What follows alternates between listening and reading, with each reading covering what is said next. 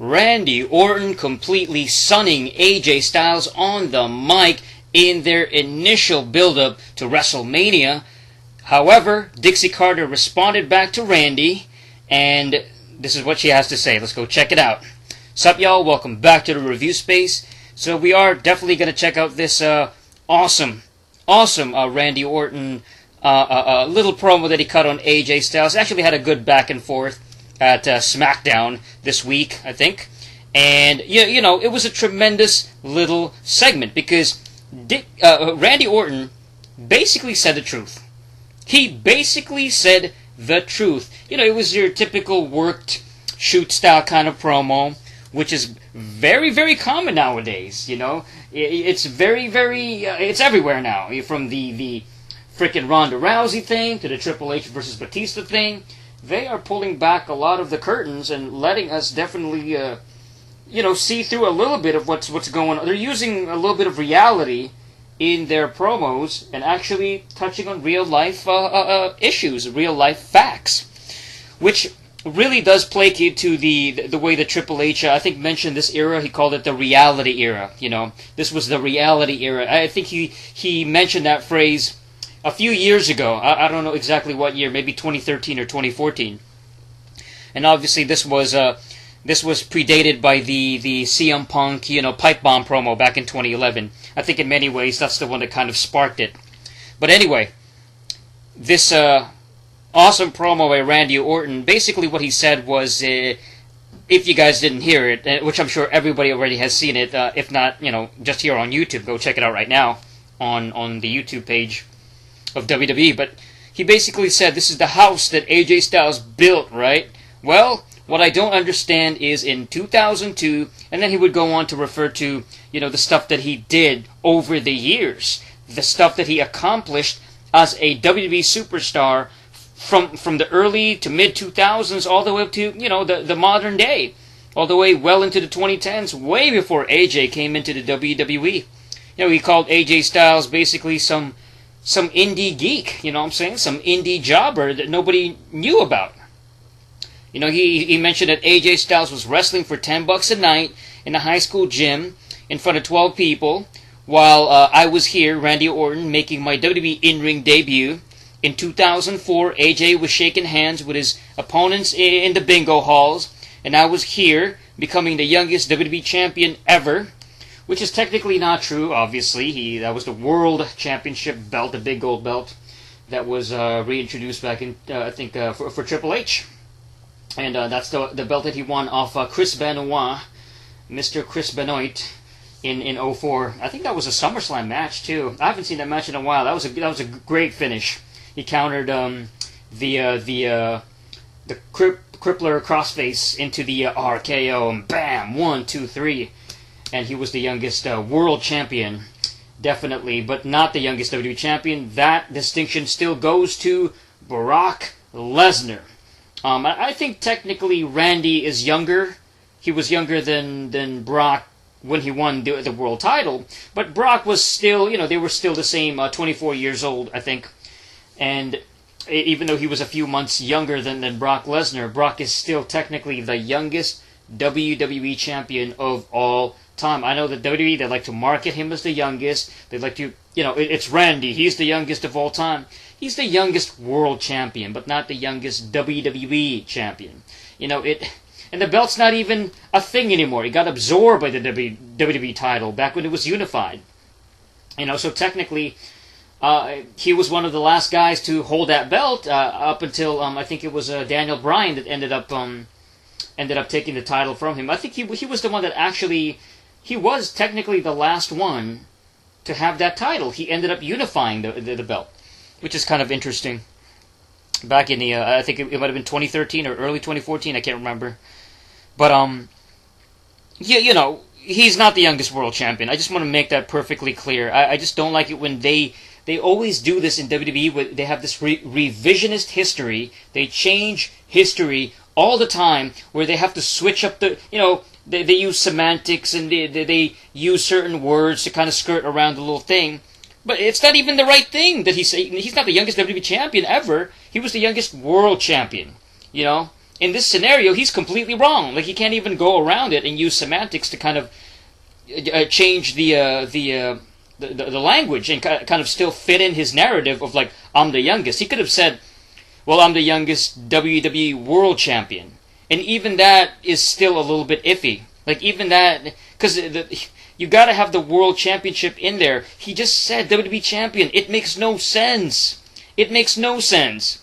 And then when it comes to actually being the youngest, it wasn't even him. If you're talking about the youngest ever champion in WWE, it's probably going to go to somebody like one of those guys. I think Rene Dupree or one of those guys that was like 19 years old. They were 19 when they first became like a tag team champion back in the day. So, you know what I'm saying? That was... I just can't stand it when they do revisionist history. It's so lame and it's erroneous. It's not true. But anyway, in 2005, AJ was down in Florida getting a tan with Dixie Carter. Here's the infamous line that Dixie Carter responded to. Well, I was here facing The Undertaker at WrestleMania in 2006 all the way to 2015. I was here and I was champion. This isn't the house that AJ Styles built. This is the house that was built long ago before AJ has ever stepped foot in this ring. This is the house that Randy Orton built. It was a good promo. Again, he was saying a lot of true things, except for the youngest WWE champion part. But he was saying that he really was the guy that was there for since the early 2K. I mean, for, what is it, a decade and a half? You know what I'm saying? The last 15 years, he's been one of the top guys on and off in SmackDown. And he's been having, great matches, good to great matches, having, memorable feuds and having moments on SmackDown, between SmackDown and Raw. And him just being this top star alongside guys like John Cena and Batista. And so it's true. Now, I wouldn't necessarily say that it was built by Randy Orton, because clearly, obviously, SmackDown was not built by Randy at all. Again, another kind of thing that's a little bit more braggadocious. It's more of like a promo type, like a bragging promo. I understand where he's coming from. I don't think it was really built by Randy. It was more like SmackDown is the house that The Rock founded, because it's based on his catchphrase, "Lay the smacketh down." The Rock is gonna lay the smack down on your Rudy Poo, and then and that spawned off into the the SmackDown TV series back in 1999. And I would say for probably, the early 2000s, it was the house that who would have built it? Because The Rock laid the foundation. The Rock was the one that was really it was his catchphrase. But probably the individuals that really built it, I would probably say Paul Heyman. His booking and his writing, which I hear so much about during the early 2000s, because I stopped watching wrestling for about 4 years between 2000 to 2004. So I wasn't really there to witness all the cool stuff that was going on SmackDown. They call it the SmackDown 6. But you hear so much about the SmackDown 6 over the years. Guys like the Guerrero brothers, Eddie and Chavo, and Edge and Rey Mysterio and Kurt Angle and Chris Benoit. Those guys that were having classic matches, great matches, a lot of great spots and technical work rate and all that good stuff that was really, relatively new and fresh for the early 2K back in the day. Paul Heyman kind of brought in that style, and he focused on the in-ring and the exciting matches, the athleticism. That's what he carried over from ECW, which is a cool thing.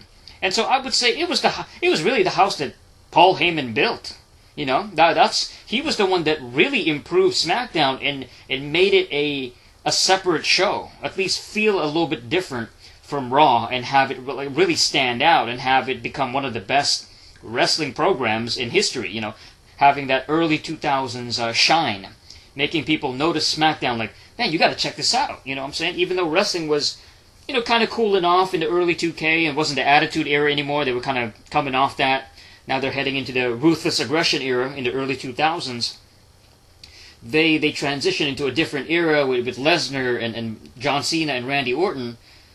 It was really SmackDown that kind of became, it was still kind of must-see TV, as having, they were having great matches and classic little moments. So, SmackDown was a cool show back in the early 2K, early mid 2000s. So I would definitely say it was built by Paul Heyman, and then later on, guys like JBL, John Cena certainly was a SmackDown staple in that early 2K period. He was doing the battle rapping 8 Mile kind of gimmick, and again, he was more of a SmackDown type guy. Even I guess Brock Lesnar to a certain degree was a SmackDown guy. Eddie Guerrero to a certain degree, although I think Eddie was on SD, right? Eddie, and I think also Ray was also on SD. So there was a few guys that you could consider like these guys were part of the SmackDown, the top roster of SD that really put that show on the it kept it going. It kept it going in the early 2000s. So Randy, I wouldn't even consider Randy as one of the top. Randy really wasn't one of the guys that built SmackDown, but he's definitely a top star that he could be in any show and still be a top guy. Like, Raw, SmackDown. They could put him on NXT and he'd be the top guy there. You know what I'm saying? So this guy's he's just a big star. He's just one of the made guys that's long tenured. He's been around for years and years and years, just like John Cena. And who knows when Randy Orton's going to retire? Like, that's the thing too with Randy is that I have no idea how long this guy's going to last. But his career has been absolutely very lengthy, very enduring, incredible run with WWE. And so, anyway, I just when he said it was the house that he built, obviously he's just trying to get at AJ Styles. He was trying to insult him and kind of do the claim what was. Basically claim the catchphrase that AJ Styles mentioned. This is the house that AJ Styles built. It's like, no, that's BS. It's the house that I built. I'm Randy. I've been here a lot longer than you, kind of thing. It was basically just Randy bragging. It's not necessarily 100% accurate. But it's a great promo in terms of. I love that he mentioned he's been there for a long time. I love that he called out AJ. It's 100% real. You know what I'm saying? That's the real part about it, is that, AJ, and the fact that AJ's been in the indies for a long time, at least, TNA, I guess, would still be considered an indie, and then he went to New Japan, a completely different territory that, again, it's like a niche crowd by the mid-2010s, and it wasn't until, 2016 when AJ came in to WWE. So, I think the main thing regarding that particular, claim by AJ, when AJ says that this is the house that AJ Styles built, when he refers to SmackDown, is that he's referring to when SmackDown had the brand split in 2016. This was late 2016, early 2017 when. He became the champion, and he became the dominant champion there. He became the top guy in SmackDown, and he became one of the focal points in that show back at a time when SmackDown kind of felt refreshed. The writing got a little bit better. It was Shane O'Mac against Stephanie McMahon, right? That was the big thing when Shane McMahon came back in early 2016, leading up to Mania, and then you had Vince McMahon. And he was like, okay, I want to see you guys go at each other's throats. I want to see a real competition between the two brands. And so they had that distinctive brand split again in 2016. And so by mid-late 2016, now AJ's like the champion, and he really did in some ways became the focal main star of SmackDown. You know what I'm saying? When at a time when SmackDown was starting to improve and starting to get better writing, so. I can understand where AJ's coming from. SmackDown is the house that AJ Styles built since 2016. So I can understand that phrase. And the fact, he was champion for so long. I mean, between, I think, 16 to 17, and then 17 throughout 18, he was a, WWE champion on SD. So he was like, I think he ended up breaking JBL's record back in 2004 to 2005 as the longest reigning WWE champion on SmackDown. So, that's the thing with AJ. He was an SD guy. You know what I'm saying? He's not necessarily a Raw guy. He was an SD dude. And that's the cool thing, is that he really did become the face of SmackDown for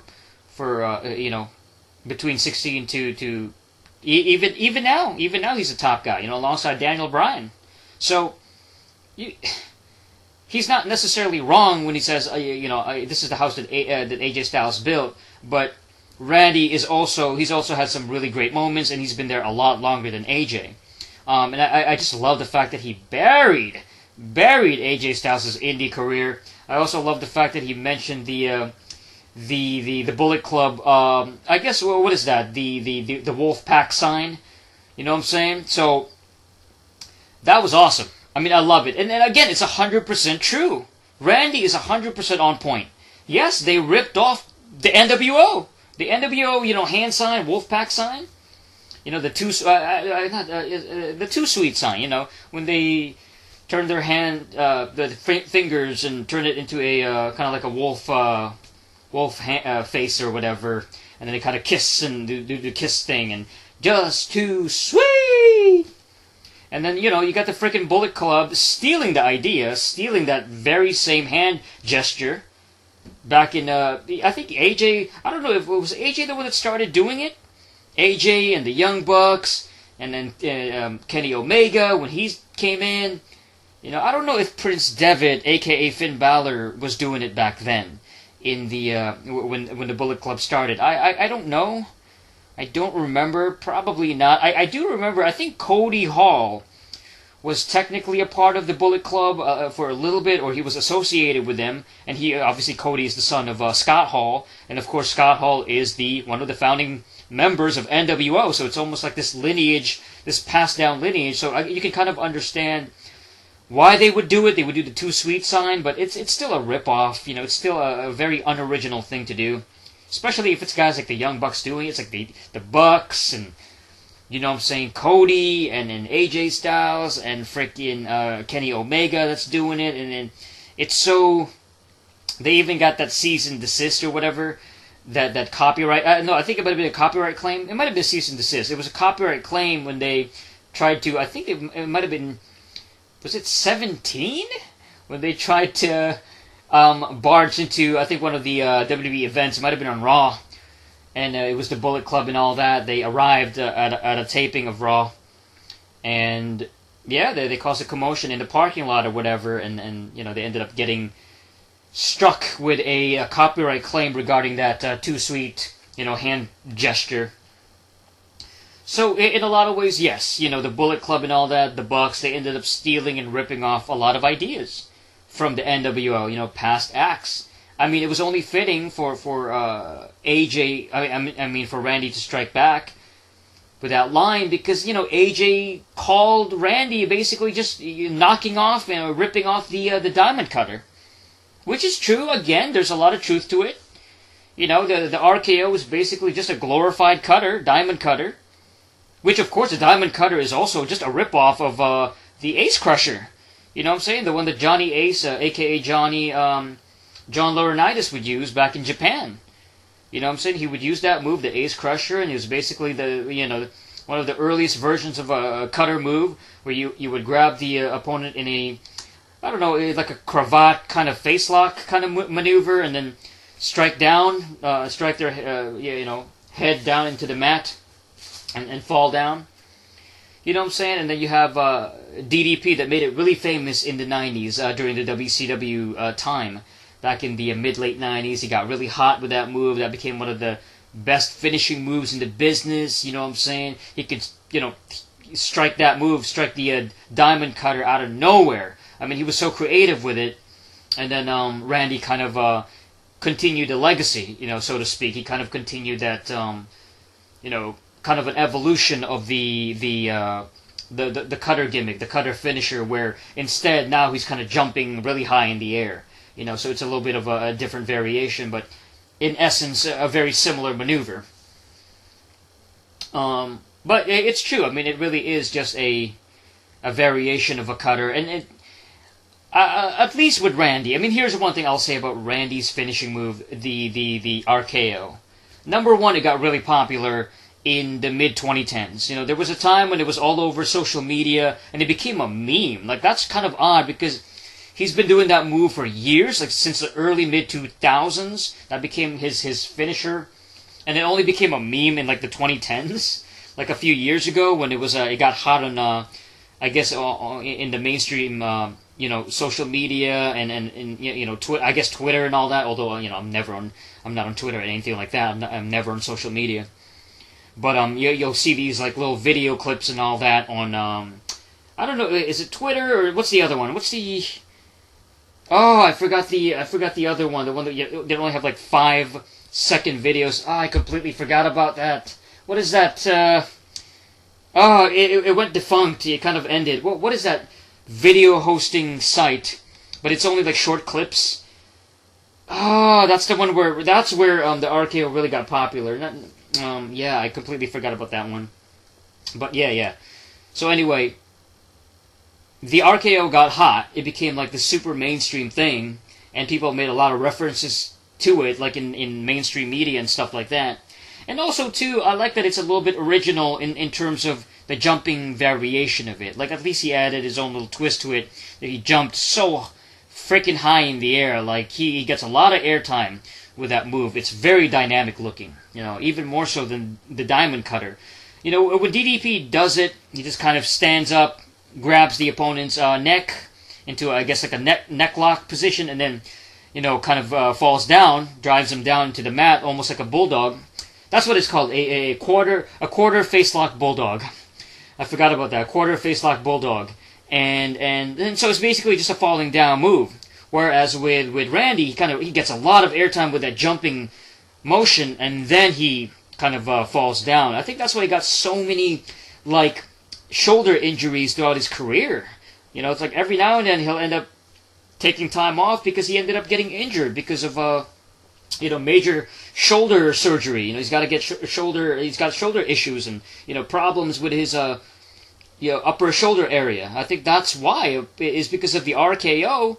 It's such a high elevated move, and then he's crashing down. Basically, his body, especially his upper body, is falling down hard into the mat when he's coming down with his opponent's head. But anyway, yeah. So the RKO is a pretty cool move. It's definitely one of the best finishing moves ever in the WWE, and it's cool that he came up with it. It's cool that he ended up taking an old finishing move and expanding upon it, a little bit, making it his own, making it a unique, a unique finishing move. So overall, just to get to the Dixie Carter part, because I think I've been rambling for way too long about this promo. It really is a really solid promo, one of the best ones leading up to Mania this year. But regarding the Dixie Carter thing, just would have mentioned that quickly. Dixie actually ended up responding to this particular, Randy Orton mention. And basically this is what she said on Twitter, I guess, and this is what she said. At AJ Styles org, and I never had to tan, as we were always golden. My historical recollection is different than yours, Randy Orton. Hashtag SmackDown Live. I don't know if she's ever tanned in her life, especially living in the southern area. I don't know. Isn't that based out of Florida? Right? Florida is where TNA was taped for many, many years. The TNA Impact Zone and all that, and Panda Energy. I don't know if she's from Florida. I think she's a southern gal, but I'm not sure if she is exactly from the Florida state. Maybe she's from a different state, but she is a southern belle, a southern person. But Dixie Carter, just mentioning that very, very briefly. She's just having fun. I think that's what it is. Dixie Carter is just having a little fun and kind of defending herself a little bit, even if it's just a little kayfabe, little mention. But it's a little bit shoot style, so you can kind of understand why she made a little brief response to it. Like, I never had to tan. Your version of history is a little bit different. Again, going back to that revisionist history. Yeah. Well, first of all, I mean, I wouldn't know how Randy Orton would know that AJ and Dixie Carter would end up getting a tan, and that's an actual thing. I'm assuming that AJ is also somebody that got tan because I think he's mentioned it in an interview before. You know what I'm saying? Like tanning is actually a part of some wrestlers routine. They need to have a tan because they want to look a certain way. They want to have their skin glow a little bit and not look like super completely pale and just kind of look kind of drabby, I guess. Although, I think some people are just a little too obsessed with the whole tanning thing. I don't fully get why some wrestlers are kind of obsessed with it. Some wrestlers, they just look super duper tan, and you're just like, ugh, like come on, you know what I'm saying? Like you look, it doesn't even look natural. You look a little too orange, but just again, just a fun little Twitter banter between Dixie Carter and Randy Orton. Although I'm seeing some of the comments like replied in the comment section, and some people are mentioning things like, "Oh, I would love to see Dixie Carter go to WWE and have a TNA invasion, and she would be leading it." And you know what I'm saying, they have take all the former TNA guys like Samoa Joe and AJ and those kind of guys, and then have Dixie Carter be like this invading faction, and she'd be like the head of it. That's ridiculous. That's just goofy. And I don't think it's going to work because, like, TNA is done. I know the TNA Impact is still technically around, but, like, that era of, like, Dixie Carter being the authority figure there, and, like, AJ and Christopher Daniels and Samoa Joe and those kind of guys, and Kurt Angle even, that era is long gone. It is done. AJ left back in 2013. Okay? He hasn't been in TNA in like over half a decade. So it's like there's no point of even rehashing that old news. He's been more of a New Japan and WWE guy in the past 5 years, and it's not like, well, yeah, you can make a reference to it, you can make fun of it the same way that Randy Orton did, like ha ha ha, you and Dixie Carter, we're chilling, what I'm saying, doing nothing in TNA, but it's like, yeah, that's true, but and the fact that, what I'm saying, AJ was the face of TNA for a long time, but again, it's like, it's old news. It doesn't even really matter anymore. TNA has changed so much, and Impact, I should say, has changed so much. The product looks a little bit different. The entire roster has pretty much changed, aside from a select few people, probably. I don't really watch Impact Wrestling anymore. I'm just not interested in it. But I do hear certain guys, like certain interesting characters they have, like guys like Killer Cross and certain individual stars that they have. I think maybe Taya Valkyrie is still there, so that's pretty cool. It's just that Impact has been uninteresting. There's no buzz. There's no hype around it. It's basically just a really small, like, indie fed now, I think, based out of Canada. Like, so it's like, I just don't care. I have absolutely no interest in current TNA. Every now and then I'll go watch some old TNA matches from back in the day, in the 2000s, and, every now and then I'll go watch some of the classic matches that they have, especially from the Asylum era, which I basically missed out on back in the day, back in the early mid-2K, before they went to Smike. The Asylum era was pretty cool. They had some really cool matches and interesting segments, and I really do miss the hot babes and the hot chicks dancing in the cage. That was pretty cool. That was sexy. That was different. I wish they brought something like that back, where they would have hot women dancing inside a cage when, music would play, in between the matches and stuff like that. That's pretty hot. Like, it makes it feel kind of like a club. Very clubby, very, very cool, very, very, almost like an 80s fun, like, hair metal music video, what I'm saying? Like that Girls, Girls, Girls by Motley Crue, something like that. Just fun. Just a fun environment. What I'm saying? I know that AEW, I wish AEW would have something like that, where they would have, like, hot chicks just dancing in the background. Like WCW, they had the Nitro Girls, which were the cheerleaders, the cheerleader female sex appeal of the Monday Nitro back in the 90s.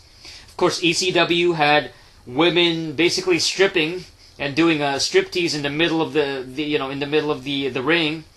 You know what I'm saying? So that was a little bit more edgier and a little bit more sultrier than even WWE and WCW. And of course WWF back in the day, they had some hot chicks too, and hot segments with scantily clad women walking around like Sable and Marlena and frickin' Sunny. You know what I'm saying? Having some titillation, and that was pretty cool too. You know, I miss a lot of sex appeal. We really don't get that much anymore in wrestling. We just don't.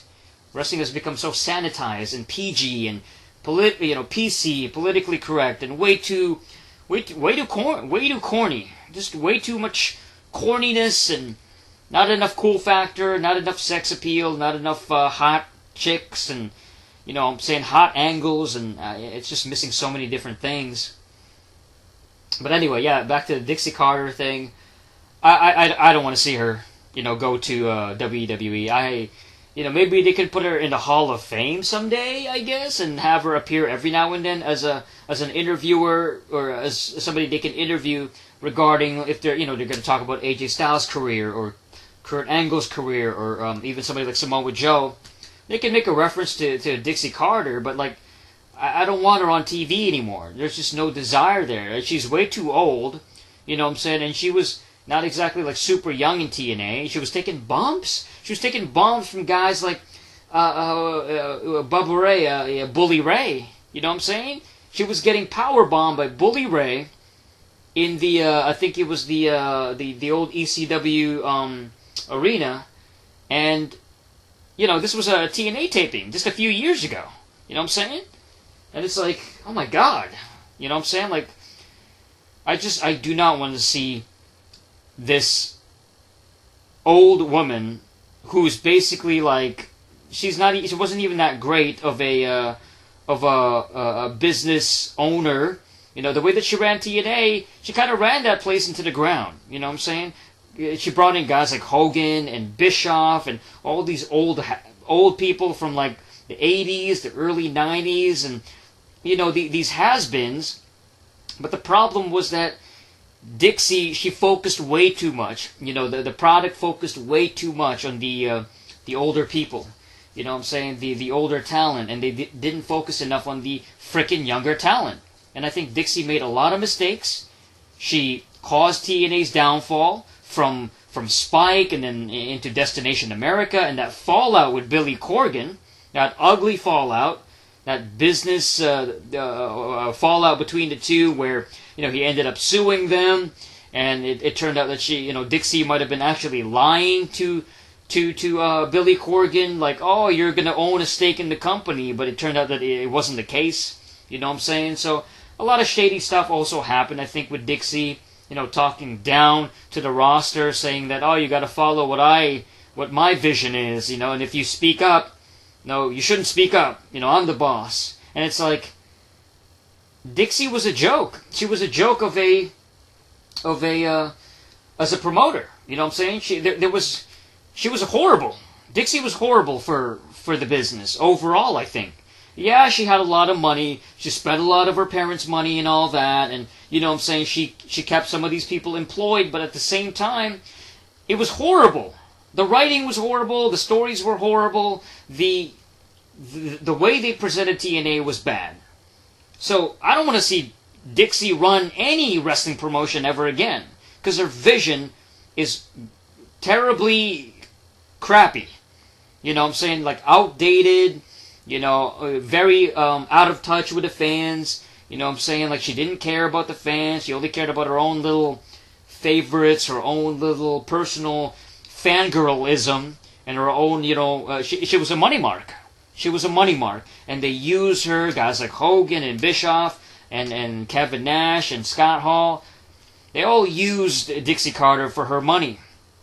That's all it was. And then to get a big spot, a lot of TV time, people like Brooke Hogan, people that got no talent really. And she ended up hiring all of them just because they were a big name in the past, just because they were, a top star back in the day, or they were associated, or they were family members, with somebody that had a name. And so it was almost like the end of WCW all over again. And Dixie Carter was was making bad decisions. She was horrible for TNA. She was just bad.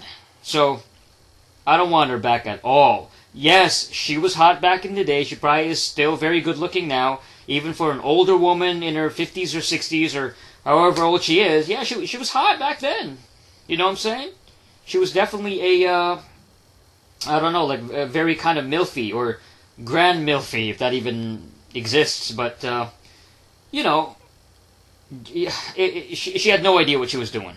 I wasn't a big fan of her being on screen, and she had a cute accent. She did have a very cute, like, southern accent, and it's just Dixie Carter was a failure. That's all I can say.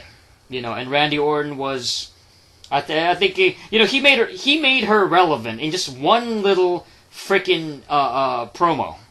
Leading up to WrestleMania, just one little promo, and just like that, she was kind of relevant again. And it's like, I don't know. I don't ever want to see Dixie Carter on TV. I don't want her to see. I don't want her leading anything. She's going to be known as a failure in the long run. She's a failed wrestling promoter. That's it for this episode of the Review Space. Check out the channel for more wrestling videos. And listen, I love talking about wrestling. I don't necessarily keep watching it week by week. I try to tune into the small little clips here and there on YouTube. I try to follow all different kinds of podcasts. But it's just better for my sanity to not watch it regularly. When I made that video, top 10 reasons why I stopped watching wrestling, I stopped watching WWE in 2017. That's still 100% true. I haven't watched a full episode of SmackDown or Raw in like a whole, I can't even remember the last time I did it. Probably the past couple of years. Since 2017. Probably even more than that by now. And it's like I haven't watched a full entire episode. It's kind of fun now because they have like different fun segments of like WrestleMania build-up. It's Mania season, so they have these different fun segments. But it's like, it's only worthy to talk about it now just because it's kind of fun now. You got AEW kind of breathing down their necks, or at least starting to, and so they kind of have to step it up a little bit. And now you got WrestleMania coming up. They got to build up these different storylines, and they got to kind of step up their A game. And so it's kind of fun to talk about it now. But man, just the idea of watching it every single week, no way, Jose. I don't think so. So subscribe to the channel. And click on the bell button for the latest notifications. Until next time, peace.